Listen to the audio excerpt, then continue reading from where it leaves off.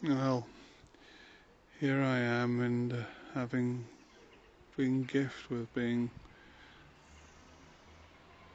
pulled down to earth, as it were, by the holiness of this day, Good Friday, surrounded by here now the relatively sparse insect population. One likes to think this early in the spring, and it is really very early in the spring, having been a long winter, that that must be why there are so few insects. But these days I guess insects are becoming as sparse as snow. But there's some beautiful towering trees here, great cedars, Lebanon-like cedars, and a vast pine tree over there. Here at Usk, near the Riverside, where St David Lewis was martyred so many centuries ago, and yet still seems so lovingly present to us. And that was one of the moving things of the winter, really, of last night's service, the sense of the closeness of the witnesses, especially when Father mentioned the holy souls are departed of the parish. It felt like that was almost an invitation, and their presence was just gently felt. And I always sort of think that's how Christ calls us, not through thunder or anything like that, but through the stillness and the gentleness of fellowship of his people. And this morning's Tenebrae was particularly moving because to me it was done. Well, it was done during the time of the morning when Jesus would have been undergoing his trials. I think the first one of them was at 3 in the morning, but Tenebrae was at night, at 9 o'clock this morning.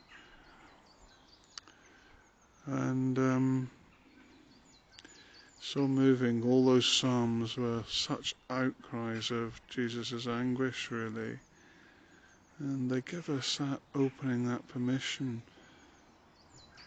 to share with Jesus all our own outcries, all our own struggles and anguish. It's a sort of day, Good Friday, because Jesus is going to the cross, that you know that Jesus is also taking your sins and your wrongdoings, as it were, on his shoulders at the cross. And that's just what he does. If that old reminder that if we'd been the only person in the world to have ever sinned, he still would have gone to the cross. That's what he does. That's how he loves us.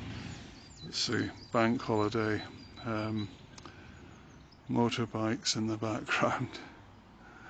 I love the fact that this place is in town.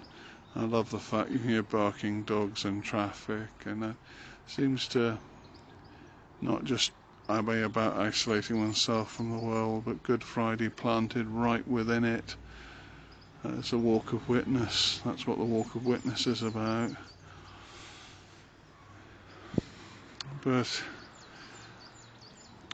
there always seems to be this relationship with Jesus, this mixture between peace and the assurance of mercy, and yet the sudden fierce light of his gaze, which totally transforms, and shockingly so, how we see ourselves. The cross is a place of shock even now.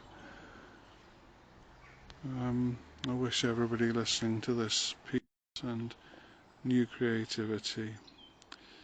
And by that I mean new creativity with your life that comes from the Trinity. Pax et bonum, peace and goodness to everyone.